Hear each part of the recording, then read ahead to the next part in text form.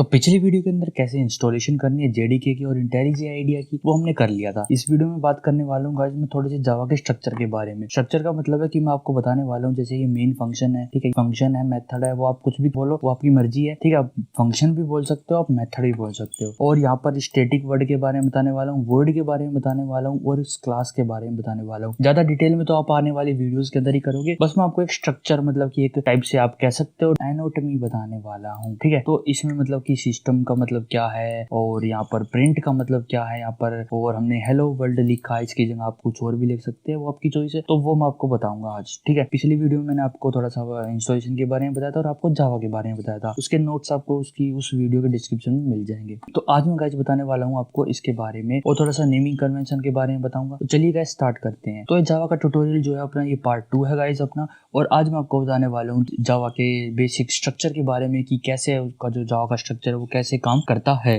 तो गाइस यहाँ पर आप देख सकते हो कि जो पब्लिक ये क्लास मेन और ये कुछ हमने पढ़ा था जावा में, ठीक है, आपको पता ही है, ठीक है। तो इसके बारे में बताने से पहले मैं आपको थोड़ा सा स्ट्रक्चर बता देता हूँ यहाँ पर। तो structure of A Java program, कोई भी जावा प्रोग्राम है उसका एक स्ट्रक्चर होगा। स्ट्रक्चर का मतलब है वो एक तरीके से मतलब कि वो फिक्स होगा कि उसमें ये चीज तो होंगी और ये चीज आप डाल सकते हो, वो ऑप्शनल ही है, ठीक है। तो सबसे पहले होगी गाइस क्लास। क्लास एक मेन क्लास का मतलब एक क्लास जिसके अंदर मेन मेथड हो, वो क्लास होनी कंपलसरी है किसी जावा प्रोग्राम के अंदर। बाकी क्लासेस से कोई मतलब नहीं है, ऑप्शनल है, आप ये रखो या मत रखो। उसके बाद गाइस एक फंक्शन मेथड, ये भी गाइस वैसे तो ऑप्शनल होता है लेकिन एक मेन फंक्शन वो होना जरूरी है। फंक्शंस को आप मेथड्स भी बोल सकते हो, ठीक है। और फंक्शंस क्या होते हैं? फंक्शंस गाइस एक तरीके से ग्रुप ऑफ स्टेटमेंट्स होती है, ग्रुप ऑफ इंस्ट्रक्शंस होती है कि जैसे कि आपने एक फंक्शन के अंदर डाल दिया कि ये दो वैल्यूज को सम करके देगा आपको, ठीक है। तो वो फंक्शन सिर्फ और सिर्फ सम तक ही सीमित है, मतलब कि वो फंक्शन सिर्फ दो वैल्यू के सम ही करेगा, वो एक्स्ट्रा कुछ नहीं करेगा, ठीक है। और क्लासेस क्या होते हैं? Classes guys group of methods, group of functions होते हैं जिसके अंदर बहुत सारे ग्रुप्स होते हैं फंक्शंस के, एक ही टाइप के फंक्शंस। जैसे आपने कोई कैलकुलेशंस की क्लास बना ली, उसके अंदर आपने क्या है, एक सम का फंक्शन बना रखा है, एक प्रोडक्ट का फंक्शन बना रखा है, एक डिवाइड का बना रखा है, एक सबट्रैक्ट का बना रखा है। तो ऐसे वो एक क्लास है कैलकुलेटर और उसके अंदर आपके फंक्शंस हैं अलग अलग, ठीक है। तो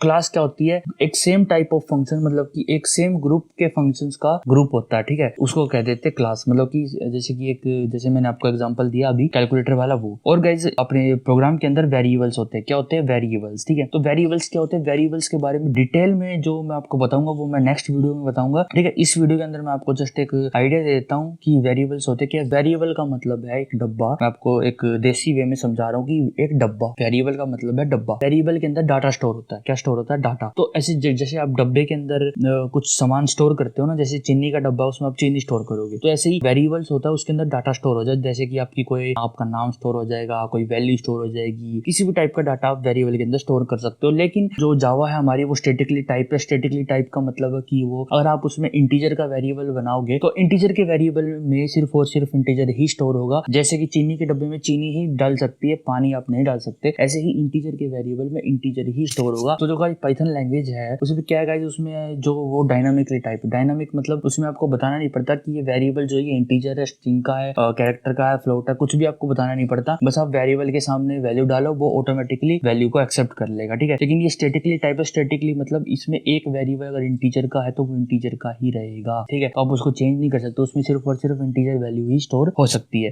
तो इसमें वेरिएबल कैसे कहला? फंक्शंस, क्लासेस और वेरिएबल्स और कुछ लूप्स होती हैं गाइस। लूप्स क्या होती हैं, ठीक है, और कंडीशनल स्टेटमेंट्स हैं और कुछ ऑपरेटर्स भी होते हैं, उनके बारे में आगे डिस्कस करेंगे। इन सबको मिला के हम अपने प्रोग्राम का लॉजिक तैयार करते हैं, लॉजिक, ठीक है, अपने प्रोग्राम का लॉजिक तैयार करते हैं।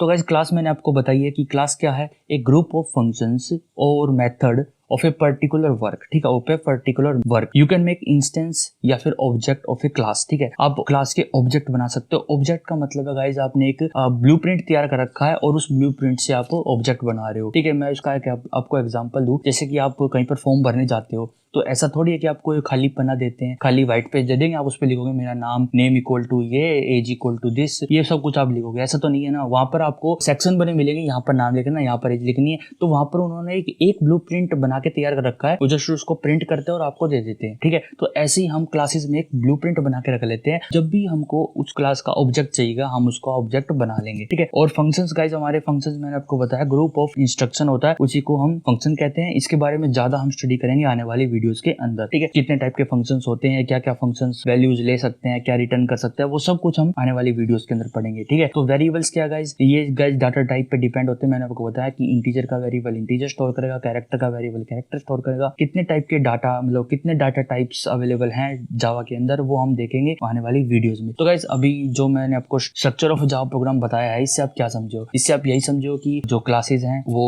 ऑप्शनली होती है वैसे तो, लेकिन जो मेन फंक्शन है, एक मेन क्लास जिसके अंदर मेन फंक्शन हो, वो जरूरी कंपलसरी है होनी, बाकी सब ऑप्शनल है प्रोग्राम के अंदर होना, ठीक है। वरना मेन फंक्शन के बिना वो प्रोग्राम चलेगा नहीं। तो गाइस मैं चलता हूँ पिछली स्लाइड पर अपनी। तो गाइस यहाँ पर मैं पिछली स्लाइड पर वापस आ चुका हूँ। तो गाइस ये मैंने आपको बताया था। तो क्लास का मतलब मैंने आपको बता दिया कि क्लास क्या है। तो हमने एक मेन नाम की क्लास बना रखी है, हमने एक यहाँ पर मेन नाम की क्लास बना रखी है, ठीक है। और यहाँ पर गाइस ये हमने मेन फंक्शन बना रखा है। ध्यान रखना गाइस, इस मेन में और इस मेन में बहुत फर्क है। इन दोनों मेन में बहुत ज्यादा फर्क है, क्योंकि ये बड़ा एम है, ये छोटा एम है। तो गाइस यहाँ पर जो हमारी जो प्रोग्रामिंग लैंग्वेजेस होती हैं, ये ज्यादातर केस सेंसिटिव होती है। ज्यादातर, जरूरी नहीं है सारी प्रोग्रामिंग जो लैंग्वेजेस हो वो सारी केस सेंसिटिव हो, नहीं। तो जो जावा है वो हमारी केस सेंसिटिव लैंग्वेज है। तो इसके अंदर गाइस ये हमारी क्लास मेन है और ये हमारा मेन फंक्शन है, ठीक है। वो कैसे पता करेंगे कि कोई फंक्शन है या क्लास है? तो उसके आगे क्लास के सामने लिखा होगा क्लास, और फंक्शन के सामने ऐसा कुछ लिखा होगा, ठीक है। ऐसा नहीं है कि वर्ड लिखा हो, यहाँ पर आपका इंट भी लिखा हो सकता है, कैर भी लिखा हो सकता है, और भी कुछ लिखा हो सकता है, लेकिन फंक्शंस आपको मतलब पता चल जाएगा कि उसका रिटर्न टाइप क्या है। रिटर्न टाइप का मतलब है जब फंक्शन पूरा होगा, मतलब कि यहाँ से फंक्शन स्टार्ट हो रहा है, ये जो कर्ली ब्रैकेट दिख रहे हैं आपको, यहाँ से फंक्शन स्टार्ट हो रहा है और यहाँ पर खत्म हो रहा है। तो जब फंक्शन की सारी स्टेटमेंट्स खत्म हो रही है, इसके अंदर सिर्फ एक स्टेटमेंट है जो कि प्रिंट कर रही है हेलो वर्ल्ड। तो इसके अंदर सिर्फ एक स्टेटमेंट है। जब इसकी सारी स्टेटमेंट पूरी हो जाएंगी तो ये क्या रिटर्न करेगा? ये हमको कुछ रिटर्न में वैल्यू नहीं दे रहा ना, तो इसलिए वर्ड लिखा। वर्ड का मतलब है कुछ नहीं, वर्ड का मतलब है कुछ भी नहीं, ठीक है। तो ये हमको कोई रिटर्न में वैल्यू नहीं दे रहा है। तो अगर ये कुछ इंटीजर रिटर्न करता तो हम यहाँ पे इंट लिखते। स्टैटिक का मतलब है कि हम इस क्लास का बिना ऑब्जेक्ट बनाए इस फंक्शन को चला सकते, इस क्लास का बिना कोई भी ऑब्जेक्ट बनाए इस फंक्शन को चला सकते। पब्लिक का मतलब है इसको हम बाहर से कहीं से भी एक्सेस कर सकते हैं इस फंक्शन को, ठीक है। तो ये मॉडिफायर है गाइस, पब्लिक प्राइवेट, ये हमारे एक्सेस मॉडिफायर है कि हम उसको एक्सेस कर सकते हैं या नहीं कर सकते, इनके बारे में डिटेल में पढ़ेंगे। तो प्रिंट एलन एक फंक्शन हमारा सिस्टम नाम की जो हमारी एक क्लास है जावा के अंदर, जो जावा लाइब्रेरी के अंदर है, उसके अंदर गाइस प्रिंट एलन गाइस हमारा एक फंक्शन है जो कि हमारी किसी भी स्ट्रिंग को, किसी भी वेरिएबल को क्या करता है? प्रिंट करता है। क्या करता है? प्रिंट कर देता है, ठीक है। तो यहाँ पर हमने एक स्ट्रिंग दिया। स्ट्रिंग का मतलब है guys group of characters. Detail में मैं आपको बाद में बताऊंगा, ठीक है, आने वाली वीडियोस के अंदर। ग्रुप ऑफ कैरेक्टर का मतलब डबल कोट्स लगाएं। डबल कोट्स के अंदर आप जितने कैरेक्टर डाल सकते हो वो कैरेक्टर डाल दे, वो आपकी स्ट्रिंग बन गई। तो हमने इसके अंदर हेलो वर्ल्ड डाला था, तो हमको प्रिंट होके मिला था, नीचे वो आउटपुट आया था ना पिछले वीडियो में, वो हमारा प्रिंट होके मिला था यहाँ पर हेलो वर्ल्ड, ठीक है।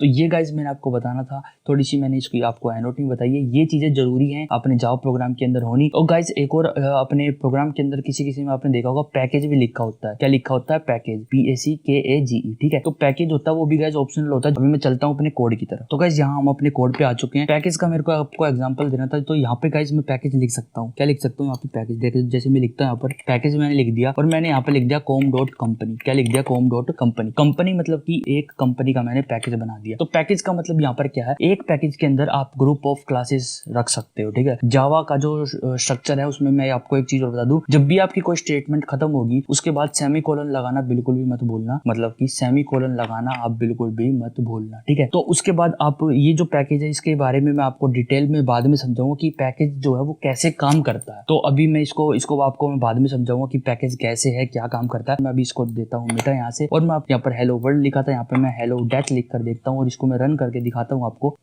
तो गाइस यहाँ पर देखो हेलो डेथ हमारे पास लिखा आ चुका। आप जो भी यहाँ पर लिखोगे वो हमारे पास प्रिंट होकर आ जाएगा, ठीक है। और ऐसा नहीं है कि आपको सिर्फ एक ही में लिखना, आप अलग अलग भी बना सकते हो। जितनी बनाओगे हेलो, अगर आपका नाम जो भी है हेलो कुछ भी आप यहाँ पर लिख सकते हो। जैसे कि मैं लिखता हूँ यहाँ पर सब्सक्राइब आवर चैनल, ठीक है। तो मैंने यहाँ पर सब्सक्राइब आवर चैनल लिख के जैसे मैं इसको एग्जीक्यूट करूंगा तो यहाँ पर देखो ये जो हमारा आउटपुट है वो आ जाएगा, hello death subscribe our channel hello death, ठीक है। ये तीनों लाइन हमारी स्टेटमेंट चल चुकी है मेन फंक्शन के अंदर, ठीक है। तो ये मैंने आपको बता दिया, मेन फंक्शन ही हमेशा रन होता है। जो हमारा मेन फंक्शन है ये जरूर होना चाहिए। ऐसा नहीं हर क्लास में बनाओगे, नहीं, एक फाइल में मतलब कि एक प्रोग्राम में एक मेन फंक्शन होना जरूरी है। जिस क्लास के अंदर मेन फंक्शन होगा वही क्लास मेन मानी जाएगी, ठीक है। तो गाइज अब मैं आपको बताता हूँ कि नेमिंग कन्वेंशन। नेमिंग कन्वेंशन का मतलब है कि आप कैसे नेम रखोगे। जो क्लास के नेम होते हैं गाइज, यहाँ पर मैं आपको बताता हूँ, जो क्लासेस के नेम होते हैं ना वे कैसे होते हैं आपके, वे होते हैं पास्कल कन्वेंशन। कैसे? पास्कल कन्वेंशन, ठीक है, पास्कल कन्वेंशन। और जो आपके जो फंक्शंस के नेम होते हैं, फंक्शंस के जो नेम रखे जाते हैं,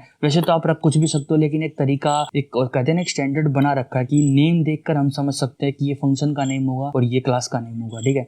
और जो फंक्शन के नेम होते हैं गाइस, वो होते हैं हमारे कैमल केस। कैसे? कैमल केस, ठीक है। कैमल केस का मतलब जो पहला कैरेक्टर है वर्ड का वो होगा स्मॉल, और उसके बाद जो सेकंड वर्ड आ रहा है उसका जो पहला कैरेक्टर होगा वो होगा बड़ा, ठीक है। पास्कल कन्वेंशन में दोनों जो दो वर्ड आए, पास्कल और कन्वेंशन, दोनों के वर्ड जो है अपर केस है, ठीक है। ऐसे आप क्लास के नेम रख सकते हो। मैं आपको एग्जांपल दे देता हूँ। जैसे मैं एक क्लास बना रहा हूँ माई क्लास, ठीक है, और यहाँ पर क्लास, इसका आप ऐसे नहीं रखोगे। माई क्लास में आप रखोगे MY माई, यहाँ पर क्लास। ये मैंने आपको एग्जांपल दे दिया, ठीक है, माई क्लास। और माई फंक्शन के नाम से तो आप कैसे रखोगे? आप रखोगे, लिखोगे माई और यहाँ पर F को बड़ा रखते हुए फंक्शन, ठीक है। ये आपके कैमल केस, इनको कहते हैं गाइस कैमल केस, और इनको कहते हैं पास्कल कन्वेंशन, ठीक है। तो आप ऐसे आप नेमिंग कन्वेंशन कर सकते हो। और गाइस अगर मैं अब इसको प्रोग्राम को रन करता हूँ तो ये एरर शो करेगा मेरे को कि ये क्या लिख दिया, यहाँ पर ये क्या लिख दिया, ये क्या है, मेरे को ये समझ नहीं आ रहा। तो गाइस अगर आपको कुछ ऐसा लिखना हो जो कि आप एग्जीक्यूट नहीं कराना चाहते, मैं इन लाइनों को एग्जीक्यूट नहीं कराना चाहता, तो मैं क्या करूंगा, इन दोनों लाइनों के सामने डबल स्लैश लगा दूंगा, ठीक है। क्या लगा दूंगा? Double slash. इसका मतलब है इनको कमेंट कर दिया मैंने। कमेंट का मतलब है अब जो जावा का जो हमारा जो कंपाइलर है ये इसको पढ़ेगा ही नहीं, ठीक है, ये इग्नोर कर देगा इनको, क्योंकि ये अब कमेंट है। ये कमेंट गाइस अपने काम आते हैं, जैसे कि आप बहुत बड़ा कोड लिख रहे हो कोई, और उसमें आपको आप क्या करते हो, थोड़े छोटे छोटे सेगमेंट्स के बाद कोड को एक कमेंट के थ्रू यहाँ पर लिख देते हो कि ये जो हमारा फंक्शन है ये इस काम का है, ये इस काम का है। ऐसे आप कमेंट्स में लिख सकते हो, जो कि आपको बाद में कमेंट्स पढ़ के याद आ जाता है कि हाँ ये तो मैंने फंक्शन इसलिए बनाया था, ठीक है। तो ये कमेंट्स बहुत यूजफुल होते हैं जब आप कोई बड़ा प्रोजेक्ट बनाते हो उनके अंदर। और स्मॉल प्रोजेक्ट्स में भी अगर आपको कुछ लिखना हो जो कि आप नहीं चाहते कि ये जो है एग्जीक्यूट हो, तो उसको आप वो कमेंट कर सकते हो, उसको आप कमेंट बना सकते हो, ठीक है। तो ये हमारे कमेंट होते हैं। और गाइस आज की वीडियो में गाइस इतना ही। नेक्स्ट वीडियो के अंदर हम पढ़ेंगे वेरिएबल्स और डाटा टाइप्स के बारे में, कितने टाइप के डाटा टाइप्स होते हैं हमारी जावा के अंदर, और कैसे कैसे आप वेरिएबल्स बना सकते हो, और कैसे वेरिएबल्स के नेम के लिए गाइस रूल है। वो रूल तो गाइस खैर सबके लिए लागू होते हैं, ये भी गाइस एक नेम ही है, और फंक्शन के नेम पे और हमारे क्लासेस के नेम पे वो रूल्स भी लागू होंगे, ठीक है। तो वो रूल्स क्या है वो हम आने वाली वीडियोस के अंदर पढ़ेंगे, मतलब कि नेक्स्ट वीडियो के अंदर। गाइस आज की जो वीडियो थी वो अपनी इतनी थी। मिलते हैं गाइस फिर आपको नेक्स्ट वीडियो के अंदर, तब तक के लिए guys bye, see you in next video.